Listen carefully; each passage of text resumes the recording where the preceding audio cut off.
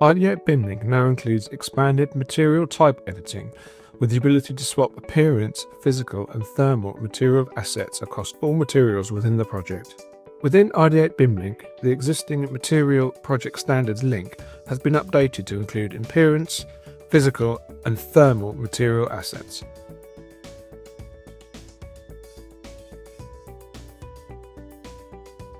In this example, I'm changing the roof's material assets.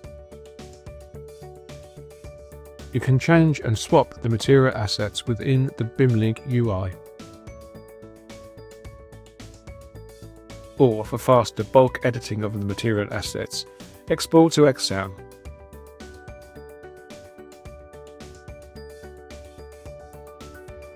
Back in Revit, you can see the material assets for roofs has been updated.